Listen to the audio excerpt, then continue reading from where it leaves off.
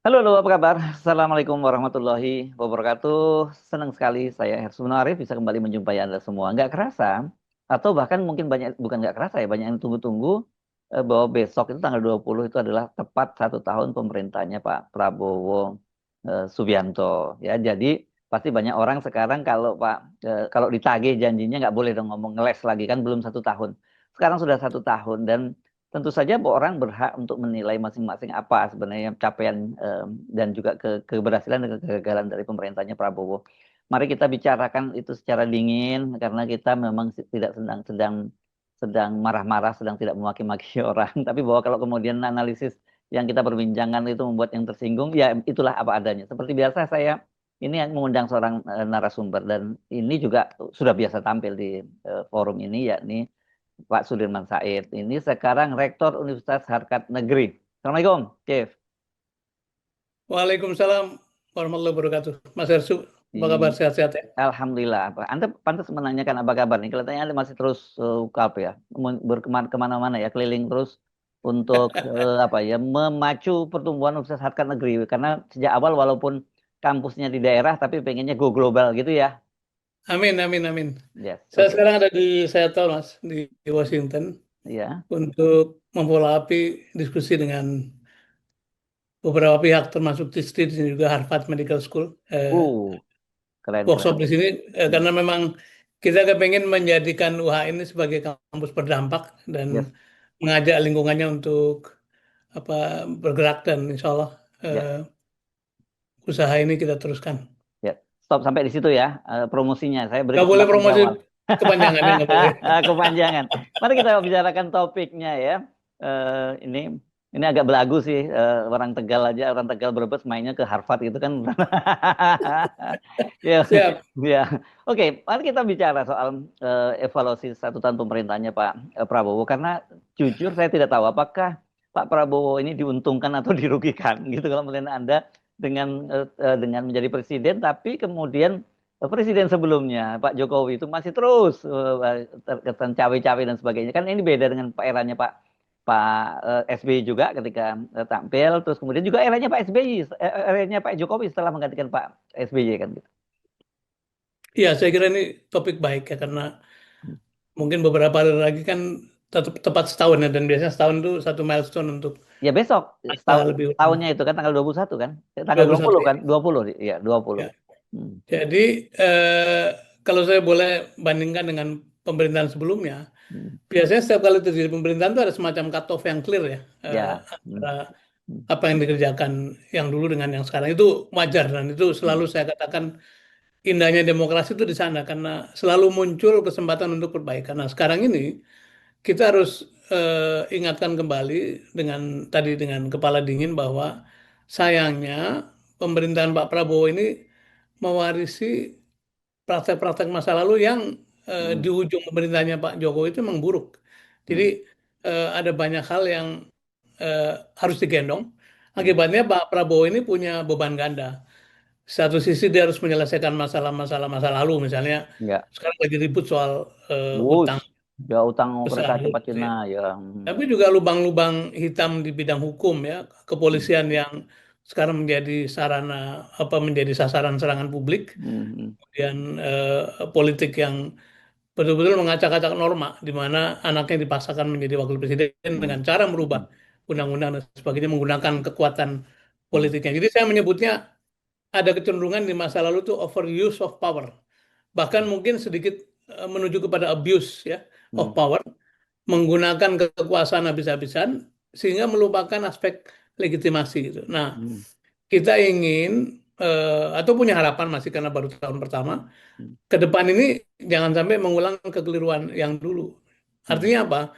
Memang bidang yang mesti digarap habis-habisan adalah tidak sekedar meneruskan penggunaan otoritas atau power, Hmm. tapi bagaimana membangun legitimasi. Itu yang mungkin bisa kita jadikan pesan pada setahun pemerintahan Pak Presiden Pak Prabowo ini. Jadi saya kira sebenarnya Pak Prabowo tidak cukup beruntung ya karena dia menghadapi beban ganda ya, beban masa lalu dan beban yang kan ada dua kan yang dia mesti selesaikan persoalan-persoalan di masa lalu dan juga pemenuhan janji-janji politiknya begitu ya. yang untuk janji politiknya ini pun juga terkait dengan beban masa lalu, terutama soal APBN gitu. Coba kita lihat ya, betapa beratnya ruang fiskal kita gitu. Itu kan Ya. akibat dari tindakan-tindakan menggunakan ruang fiskal di masa lalu, kemudian berkomitmen pada utang yang sifatnya sangat Hmm. besar, Hmm. mengakibatkan ruang fiskal ini menjadi shrinking. Tapi juga Ya. beban BUMN, Hmm. kemudian kebijakan-kebijakan yang dilakukan benar-benar orientasinya pada populisme itu semuanya beban masa lalu yang Hmm. belum selesai. Nah, aspek lain tadi saya sebut misalnya nepotisme yang cenderung mengabaikan semua aspek-aspek yang sedang dibangun. Anak-anak muda sekarang saya kira risau betul dengan gejala nepotisme ini karena betapapun mereka berjuang keras, sekolah, bertempur, bersaing, tapi selalu dalam perjalanan diancam oleh atau terancam oleh hubungan-hubungan kekerabatan Ya. yang Hmm. sekarang ini boleh dibilang belum selesai. Nah, yang juga penting adalah ancaman ekologi yang sering kita lupakan, sering kita Mhm. tidak bicarakan, itu juga Mhm. sangat serius. Ya. Eh, Bagaimana hilirisasi ternyata berjalan Ya. dengan sangat apa misleading dan akhirnya menguntungkan eh, negara asing, tapi kemudian mengorbankan kepentingan-kepentingan dari masa depan kita. Nah ini beban masalah. Tetapi yang juga memprihatinkan adalah rasanya itu belum terlihat ada perbaikan-perbaikan atau pembelokan arah. Jadi Mhm. misalnya masih ada gejala-gejala melanjutkan kebijakan yang super populis Mhm. dengan membebani ruang fiskal yang memang sudah semakin terbatas. Mhm. Kemudian juga apa namanya gejala kekerabatan, nepotisme, berbagi-bagi atau membagi benefit kekuasaan kepada orang-orang dekat itu masih berlanjut dan mengapa ini terjadi karena mungkin di masa lalu lebih buruk. Jadi kelihatannya sekarang ini dianggap bukan hal yang luar biasa Mhm. gitu. Mhm. Nah, yang juga memperburuk suasana adalah praktek membuat pemerintahan ini begitu gemuk. Ada 100 lebih orang yang lapor langsung kepada presiden, yaitu Mhm.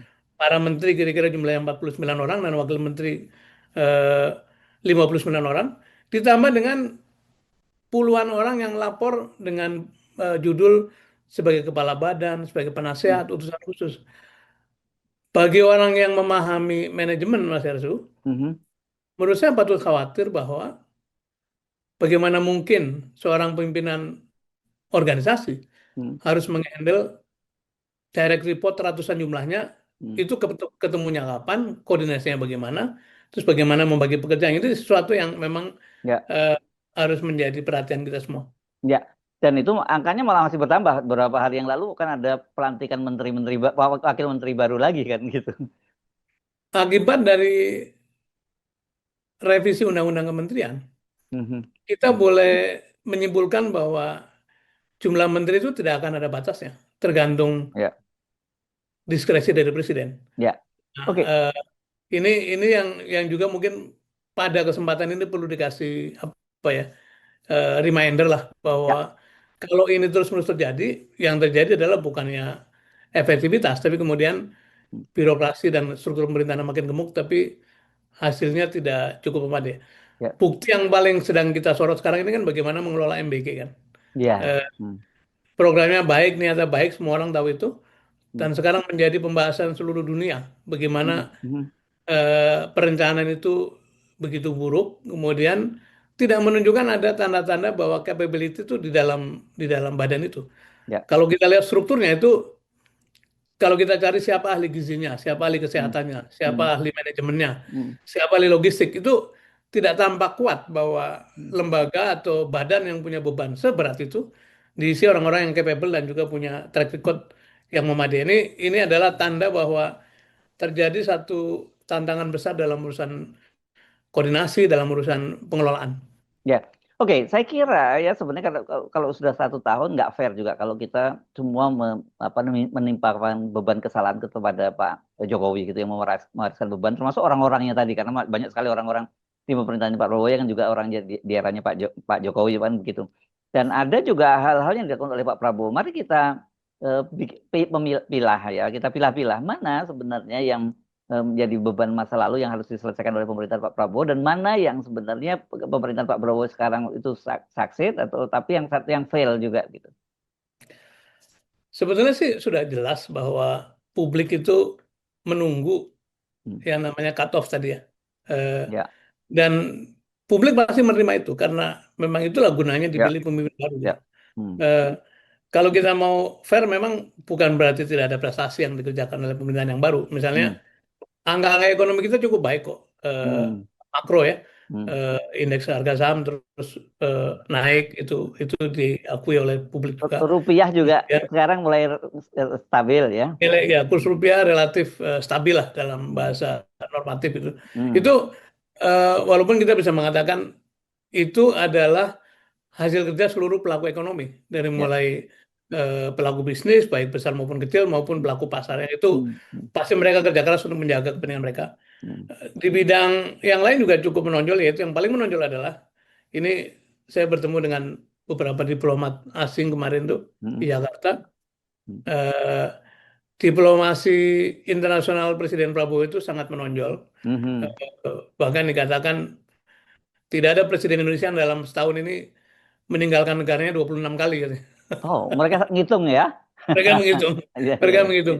Hmm. Penampilan kita di dunia internasional sangat sangat menonjol meskipun Aha. sisi lainnya kan yang di offset atau yang dikorbankan adalah perhatian pada aspek domestik ya. Tapi Yes. itu sesuatu yang mungkin bisa menjadi modal awal dalam membangun reputasi kita di dunia internasional. Ah. Nah, eh, kemudian yang lain juga saya kira 80% lebih eh, parlemen itu mendukung Hmm. eh, pemerintahan. Jadi sebetulnya secara teori, secara anu lebih stabil, meskipun tadi semuanya bertumbuh pada kekuasaan formal, tapi Ya, legitimasi itu tadi bisa kabar baik dan kabar buruk sebenarnya itu ya betul. dari sisi Nah, demokrasi nah, ya. legitimasi ini Hmm. perlu kita Hmm. kita Ya. pertanyakan. Makanya Hmm. pesan kita adalah, oke, you have apa namanya strong power, strong Hmm. authority, tapi Hmm. mari bangun legitimasi. Itu yang mungkin Hmm. perlu kita Hmm. kita ingatkan. Nah, kembali ke tadi, caranya bagaimana? Caranya ya dengan membuat cut off yang clear bahwa ini adalah pemerintahan baru yang Hmm. dipimpin presiden baru dan kita membutuhkan cara-cara baru yang lebih baik atau Hmm. jauh lebih baik daripada pendahulunya. Hmm. Kalau misalnya contoh ini juga isu yang makin hari makin menjadi pertanyaan besar. Apakah kabar reformasi kepolisian? Nah, Ributnya sudah seluruh ya, dunia ya. ya, ya, ya. Tapi kemudian Hmm. ditunda sampai sekarang tidak ada Hmm. satu kejelasan. Padahal Hmm. Hmm. yang akan diminta masuk juga sudah mengatakan bersiap. Hmm. Ide ini sudah muncul di mana-mana. Hmm. Masyarakat kelihatan sudah menunggu. Tapi itu sebenarnya bisa menjadi signal apakah memang ada masalah-masalah mendasar sehingga Hmm. hal-hal yang memang dibutuhkan masyarakat tadi tidak segera dikerjakan. Ya. Oke, itu memang itu saya kira itu yang sekarang jadi salah satu apa ya, satu tanda gitu bahwa pemerintah ini memang melakukan cut off yang ditunggu-tunggu oleh publik ya. Dan tapi sebaliknya juga ketika itu ternyata kemudian tidak terwujud ya publik akan bisa ngambil kesimpulan yang ya bahwa memang tidak ada keinginan untuk itu atau apa ya kalau tidak ada keinginan ada orang juga jadi bertanya-tanya mengapa tidak dilakukan itu padahal dukungan publik itu sangat luar biasa gitu. Itu cara pandang yang sangat fundamental menurut saya, Mas Henry. Mhm, Karena kita bisa lihat apakah pemerintahan baru ini betul-betul bisa melakukan cut-off atau tidak, mhm, kemudian menata diri. Itu antara yang dilihat dari keberanian atau komitmen dari melakukan reformasi yang fundamental. Yang paling mendasar sekarang itu kan sebenarnya dua hal. mhm. Satu hukum, Ya. yang kedua adalah soal-soal yang berkaitan dengan korupsi. Dan kita tahu semua, kita membahas dengan panjang lebar, dengan sangat terbuka bahwa instansi kepolisian itu adalah simbol dari segala macam apa kerusakan di bidang hukum. Ya. Di sana ada cerita narkoba, ada cerita judi, ada cerita kriminal, ada cerita penggunaan aparat sebagai alat politik. Ini sesuatu yang sebetulnya sangat tidak apa ya, sangat tidak dikendaki oleh bangsa ini dan Hmm. artinya memerlukan koreksi fundamental. Nah, Ya. bila ternyata Presiden Prabowo Subianto tidak mampu melakukan ini, ya memang harapan kita menjadi sangat tipis dan itu artinya dalam tahun-tahun ke depan yang kita harapkan tadi muncul legitimasi kuat, malah sebaliknya barangkali yang terjadi adalah terus-menerus menggunakan kekuatan, menggunakan Hmm. power, menggunakan tekanan, menggunakan apa reward and punishment semata-mata, bukan kemudian menjalankan pemerintahan demokratis yang tadi mendapat dukungan dari masyarakat secara Ya. umum gitu. Saya curiga dan sekaligus khawatir gitu. Jangan-jangan dia seperti kita ada harapan kita dengan Presiden itu berbeda arah gitu ya. Di satu sisi kita menginginkan bahwa ya kalau mau benar-benar itu demokrasi, ya kalian harus melakukan reformasi terhadap Polri. Tetapi di satu sisi itu kan sebenarnya memperlemah ke apa ya kekuasaan dari Pak Prabowo kalau dia menginginkan 2 periode. Itu dengan basis bahwa karena terbukti bahwa Polri yang kemudian disebut Parcok itu sangat efektif kemarin-kemarin itu untuk digunakan sebagai alat untuk memenangkan pemilu gitu. Sebetulnya kita ini tidak ingin buru-buru ngajakin berpikir soal 2 periode ya, karena masa Ya, setahun aja belum mikir 2 periode. Tapi realitasnya seperti sebetulnya, itu kok. nah Hmm, mari kita ajak berpikir rasional. Memang betul hmm, ada risiko besar hmm. bila Pak Prabowo tidak bisa menata pemerintahnya sendiri, Ya, melegitimasi dirinya, hmm, maka bukan tidak mungkin warisan-warisan yang tadi diuraikan di depan itu akan menjadi beban, dan akhirnya yang terjadi adalah satu apa ya, batas manjurnya itu hmm. menjadi menurun karena ibaratnya alat itu sudah digunakan 10 tahun lebih kan.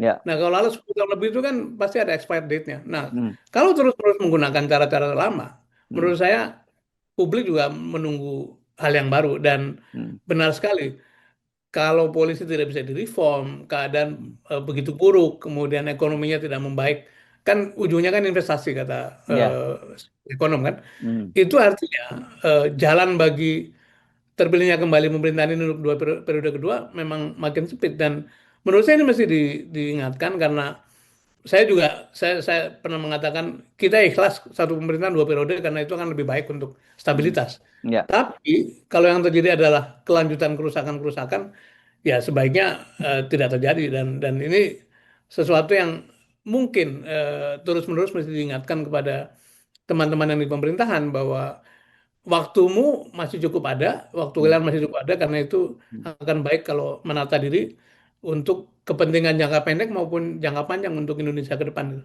Ya, oke. Mari kita ini kan ya, kita maju ke depan lah. Kita melihat apa-apa yang sudah dilakukan oleh Pak Prabowo, apa yang belum dilakukan.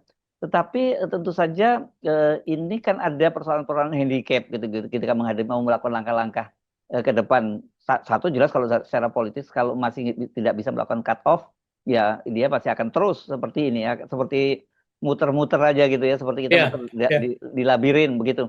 Tapi ada Hmm. problem juga yang cukup serius. Katakanlah oke ada keinginan untuk melakukan perubahan-perubahan, tapi indikator ekonomi baik secara domestik maupun global kan juga jadi persoalan. Ya, Eh, saya kira semua orang yang bergerak di bidang ekonomi sepakat bahwa sebetulnya Mhm. kekuatan domestik kita itu cukup resilient, cukup tahan banting ya. Yes. Ukuran marketnya, Mhm. sumber daya alam kita masih punya. Mhm. Artinya ruang nilai tambahnya itu masih besar. Mhm. Kemudian eh, ruang fiskal, Mhm. kalau kita bisa berhasil menyelesaikan masalah-masalah hukum, korupsi dan sebagainya itu juga akan terbuka lebar. Karena itu kan Mhm. berbanding lurus tuh. Mhm. Makin baik governance, maka Mhm. ekonomi akan makin berputar, investasi akan datang, pasti akan muncul potensi pendapatan negara gitu. Ya. Jadi sebetulnya potensi kita masih baik. Plus, menurut saya kita punya daya tahan yang luar biasa kok. Dibanding-banding dengan berbagai krisis, Mhm. masyarakat Indonesia tetap tahan gitu. Kita juga tahu bahwa pelaku ekonomi sebagian besar adalah usaha kecil dan menengah. Karena Yes. itu sebetulnya kita masih juga punya Mhm. potensi untuk bertahan. Tetapi Mhm. yang kita perlukan memang adalah orkestrasi untuk Mhm. mengembalikan apa norma-norma terbaik dalam kepengurusan negara. Mhm. Misalnya kita sudah lama tuh kehilangan suasana yang diwarnai nilai-nilai luhur gitu ya. Mhm. Moralitas diketawakan gitu ya. Mhm.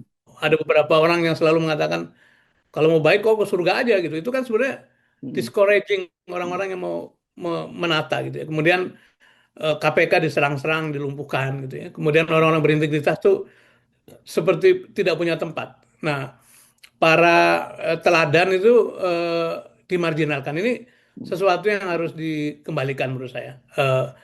Agak normatif tapi itu harus dilakukan kalau kita mau kuat ke Ya. depan. Kemudian tata kelola harus dikembalikan. reformasi fundamental, hukum, kepolisian, kejaksaan, KPK diperkuat lagi. Kemudian juga disiplin fiskal. Hmm. Kita appreciate pada gaya baru Menteri Keuangan, tapi Hmm. makin ke sini orang makin concern apakah ini sekedar main di permukaan dengan Hmm. kata-kata atau Hmm. betul-betul pembenahan fundamental. Karena begini, kalau tiap hari mengeluarkan kata-kata besar itu artinya kerjanya kapan gitu. Nah Hmm. itu juga akan menjadi pertaruhan ke depan. Nah yang berikutnya adalah soal-soal yang berkaitan dengan eh, masa depan. Artinya gini, ekologi kita mesti mendapat perhatian karena katanya kalau terlalu habis-habisan mengeksploitasi sumber daya alam itu artinya sama dengan meninggalkan hak bagi generasi masa depan. Hmm. Nah, yang terakhir menurut saya adalah kayaknya kita perlu deh mulai ngomongin lagi soal Pancasila nih. Eh, Wow, menarik Sesuatu ini. yang Orang akan sangat menganggap itu kayak jargon aja tuh. Tapi oke, betul. Pancasila yang ada, maksud yang mana nih? Seluruh silanya atau ada Jadi sila-sila tertentu? saya masih ingat obrolan dengan Pak Saidiman Suryo Hadi Projo ya, Hadi Projo ya. almarhum Hmm. ya. Ya, senior TNI lah ya yang dulu Betul. sangat Beliau dihormati ya. mengatakan Hmm. suatu hari tahun 2016, hebatnya kita ini punya Pancasila katanya. Hmm, ya. Pertama, kita punya tujuan akhir yaitu bagaimana menuju kepada masyarakat adil makmur kan, Mhm. keadilan sosial. Ya. Caranya juga diberitahu yaitu Hmm. dengan cara musyawarah demokrasi. Mhm. Kemudian prinsipnya harus menjaga persatuan, nomor tiga itu. Kemudian yang kedua katanya bagaimana kita menghargai kemanusiaan. Hmm. Tapi kata Pak Saidiman, yang lebih hebat lagi adalah kita punya ketuhanan yang Maha Esa. Yang itu artinya betapapun kita berusaha keras, tapi kalau kita tidak percaya pada kuasa Tuhan, kuasa Allah Subhanahu wa taala, maka tidak ada gunanya. Dan itu kan dituliskan dalam alinea kedua atau ketiga pembukaan bahwa Hmm. negara ini dibentuk atas dasar rahmat Tuhan Ya. yang Maha Esa Hmm. dan didorong oleh keinginan luhur. Nah, Hmm. saya sebut ini karena gini, Mas Ersul. Ya. Sekarang ini yang dikorupsi nggak cuma hak manusia loh. Apa tuh? Hmm. Hak Tuhan pun dikorupsi. Nah, ini menarik ini apa yang saya tahu hak hewan di hutan dan di sungai dan sebagainya itu ya. Kalau kalau Tuhan apa yang dikorupsi? Orang itu kan mau naik haji kan mau ketemu Tuhan, mau ketemu Allah kan. Oh, tamunya Allah itu ya. Ya, ya. Tamunya Tuhan, tamunya Gusti Allah, Mm-mm. masih juga diambil haknya itu. Wah, Di itu udah nekat nekat banget petani itu yang ya. Ya. antri 15 tahun, antri 10 Mm-mm. tahun, orang-orang Mm-mm. kampung itu kan Mm-mm. menabung Mm-mm. sejuta demi sejuta, begitu menjelang hari hanya dipotong oleh korupsi. Ini satu praktek yang menurut saya sangat buruk dan karena itu kita ingatkan pada pemerintah ke depan. Coba deh kembalikan lagi Pancasila, ingat Mm-mm. lagi pada Tuhan bahwa yang mengawasi diri kita adalah eh, Tuhan Yang Maha Esa, dan karena itu jangan main-main dan menurut saya bila tidak ada keberkahan dari yang di atas, Mm-mm. sehebat apapun usaha-usaha kita tetap tidak akan ketemu jalan dan karena itu saya dengan apa ya, dengan kerendahan hati, dengan rasa sayang yang sangat tinggi, mari kita ingatkan bahwa di atas semuanya ada Tuhan dan jangan melakukan hal-hal yang berlawanan dengan perintah Tuhan atau larangan Tuhan. Ini Ya. yang mungkin baik juga untuk diingatkan pada Ya. kesempatan ini. Saya sepakat dengan dan banyak orang saya kira di luar sana juga sepakat dengan yang Anda sampaikan itu. Tapi juga mesti diingatkan ya dalam ini kalau mulai ngomong konsep itu kan konsep filosofis kita secara beragama ya. Katanya Ya, kalau orang semakin banyak makan duit haram kan makan itu benda-benda haram ya korupsi itu ya. Itu kolbunya itu sudah sangat hitam pekat dia sih udah tidak bisa lagi menerima kebenaran-kebenaran yang seperti Anda sampaikan tadi itu. Orang tamunya Allah aja dikerjain sama dia apalagi cuma urusan manusia kan gitu. Nggak cukup kalau Anda cuma pakai himbauan saja. Itu harus ada law enforcement, harus ada yang dipaksakan gitu. katanya ada tiga komponen Hmm. untuk melakukan perbaikan institusi. Ya, Nomor satu namanya people, orang-orang, ya. kepemimpinan, pelaku-pelakunya, orang-orang kunci itu Hmm. akan menentukan Hmm. ke arah mana pemerintahan berjalan. Ya.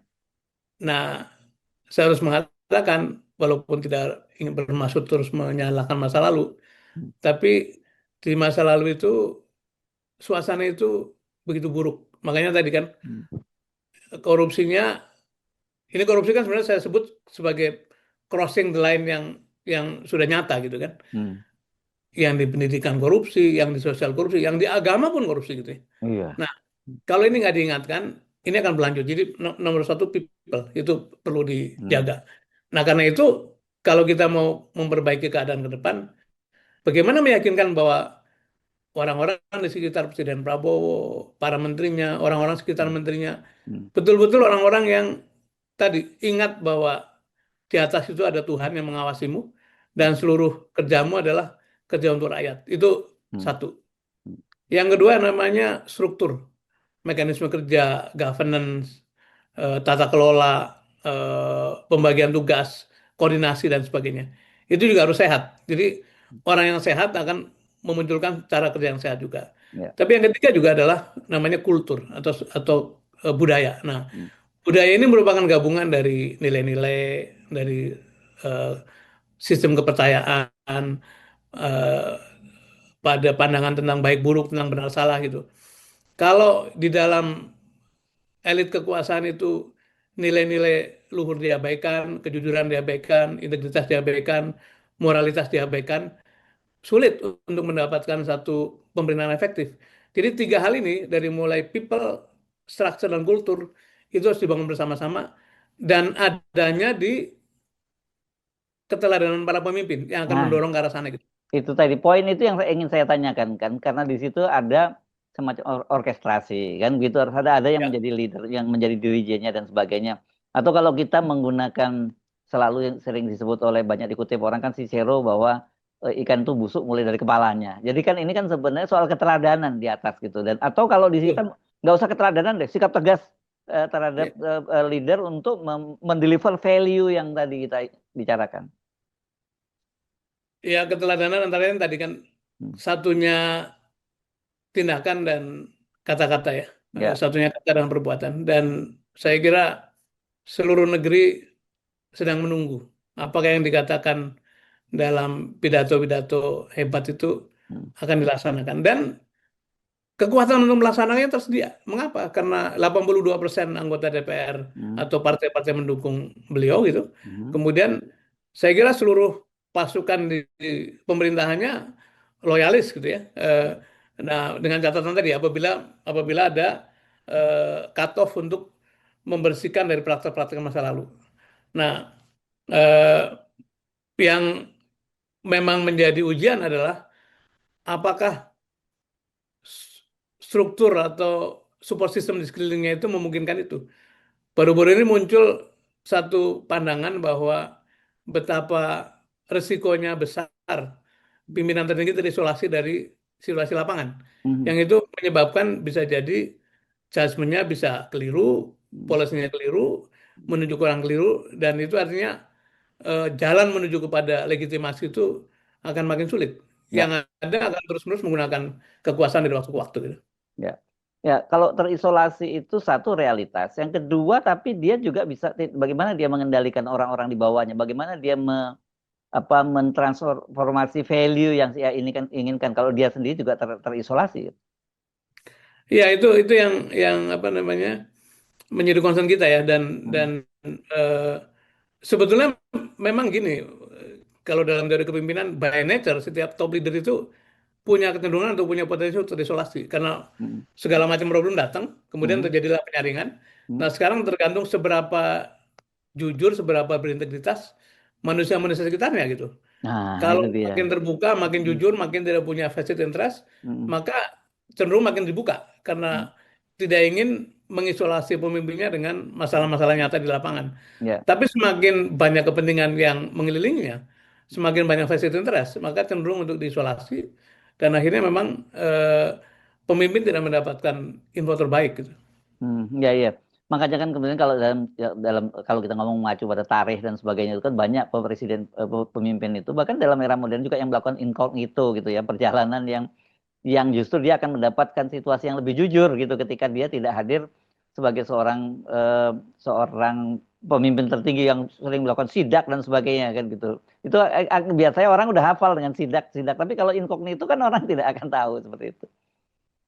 Nah ini mungkin ada satu konsep namanya gunung es organisasi, Mas Ersu. Nah, gimana tuh? Organizational iceberg. Jadi kelihatannya seolah-olah begitu kita menyentuh aspek-aspek formal seperti hmm, visi misi, hmm, statement politik, hmm, program yang tertulis itu selesai.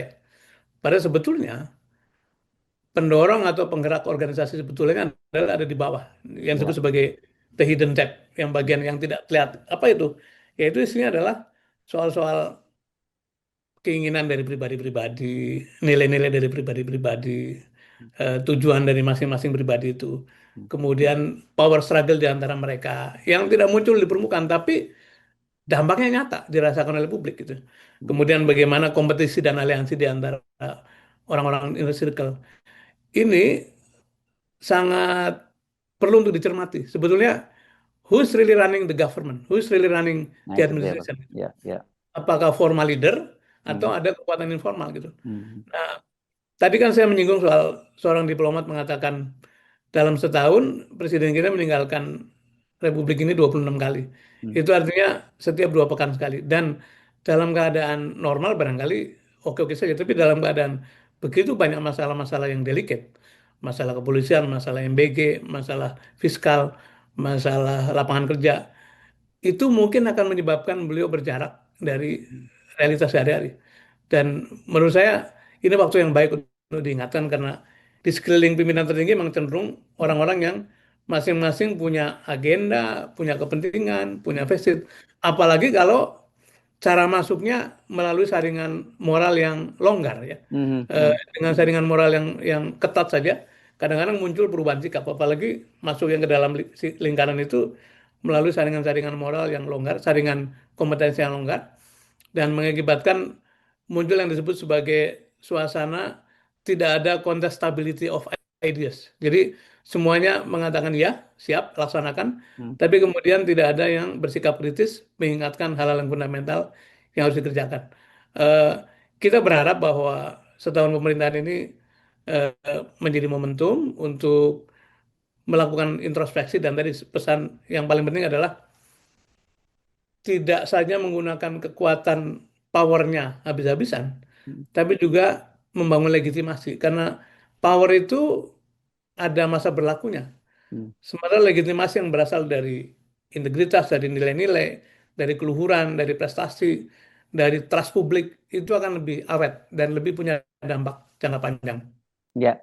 Em, jadi positioning hari ini kalau kita kembali ke topik kita bahwa itu evaluasi 1 tahun pemerintahan Pak Prabowo gitu, apa yang bisa kita simpulkan dari evaluasi setahun ini? Dengan rendah hati dan mohon maaf, Hmm, eh, pemerintahan Pak Prabowo belum menampilkan apa-apa yang menjadi sikap dasarnya hmm, sejak awal, hmm, tapi masih disibukkan dengan mengurai beban dari mhm, peninggalan-peninggalan pemerintahan yang dulu. hmm. Tetapi Presiden Prabowo masih punya waktu Oke. dan inilah waktunya. Tanda-tanda bahwa beliau akan betul-betul menjalankan pemerintahnya sendiri adalah antara lain kesiapan, kesediaan, keberanian untuk melakukan reformasi fundamental Hmm, terhadap penataan hukum, terhadap penataan kepolisian, pemberantasan korupsi, penegakan governance, kemudian mengembalikan nilai-nilai yang sering sekali dipidatokan hmm, bahwa pemimpin itu hanya bekerja untuk rakyat, tidak yang lain. ya, Dan saya kira kita semuanya menunggu itu dengan doa, mudah-mudahan semua kita diberi kekuatan. Indonesia negara yang sangat besar mhm, dan kaya, sebagaimana Pak Prabowo sering mengucapkan. Tapi bila dikelola dengan melanjutkan cara-cara lama, cara-cara yang ditinggalkan oleh pendahulunya Pak Prabowo, hmm. maka kita nggak akan kemana-mana. Dan menurut saya inilah waktunya untuk berbenah. Ya, boleh nggak kalau saya simpulkan bahwa salah satunya mungkin kan tadi terlalu banyak irisan-irisan dengan kekuasaan lama termasuk ngomong polisi, penegakan hukum dan korupsi dan sebagainya itu adalah salah satu indikator utamanya kalau pemerintahan Prabowo ini ingin melangkah ke depan selama 40 tahun itu harus cut off dengan kekuasaannya dengan Jokowi itu bisa jadi status simpul nggak itu? Itu kata orang Hmm, Barat menyebutnya it goes without saying. Oke, Artinya, Kalau itu dikerjakan, semua orang akan mengamini. Dan hmm, dan mari kita lihat wacana-wacana publik di sekeliling kita sekarang ya. Hmm. Betapa orang tuh makin vokal menyuarakan Yes. kebobrokan yang ditinggalkan oleh Pak Jokowi. Ya. Kenapa kenapa Pak Jokowi tidak berhenti diserang soal-soal Hmm. ijazah, soal-soal Mm-mm. macam itu? Karena sebetulnya kan rasa sakit hati rakyat yang begitu Mm-mm. mendalam, yang dulu ditutupi oleh kekuasaan, oleh Ya. kekuatan bansos, kekuatan senjata, dan jangan mengulang ini lagi. Sudah cukup, sudah cukup. Ya. Ya. Jadi kalau kalau saja Presiden Prabowo ini mau menata ulang, menurut saya dukungan rakyat akan besar. Dan Yes. eh, orang-orang yang rasional itu sebetulnya masih menunggu kok bahwa Hmm. di tangan Pak Prabowo Indonesia akan lebih baik. Mudah-mudahan, gitu. Yes, karena kita ngomongin luwus, ngomongin polisi, ngomongin Ya, apapun tadi muaranya ke satu semuanya figur tadi. Ya. ngomongin tambang, WUS, polisi, Ya. itu semuanya adalah Ya. peninggalan masa lalu yang Ya. harus segera ditutup Yes. gitu. Dan Kalau ya, enggak kita akan seperti hamster, Pak Mas ya, Herzog. ya, Hamster cuman tahu ya? ya, ya, ya, Muter saja tikus gitu putih tapi ya, nggak tikus pernah putih. kemana-mana. Ya, ya, Dan Indonesia bukan hamster, Indonesia adalah punya masa depan, terutama ya, anak-anak muda kita punya masa depan. yes. Karena itu jangan biarkan. Nah, saya ingin satu lagi seperti yang Mas Herzog kemarin katakan di satu forum. Hmm. Anak-anak muda speak up, jangan Yes. diam. Ya. Speak up. Oke. Sampaikan aspirasimu supaya ada dorongan untuk melakukan perbaikan. Oke. Terima kasih eh, Pak Sudirman Said, Rektor Universitas Serikat Negeri. Jadi potong Jokowi berarti itu seperti bukan melempar satu batu dengan dua ekor burung mati, tapi 10, 11, 12, 13 ribu burung yang mati sekaligus gitu ya. Amin, amin, amin. Baik, terima kasih. Assalamualaikum warahmatullahi wabarakatuh. Waalaikumsalam warahmatullahi wabarakatuh.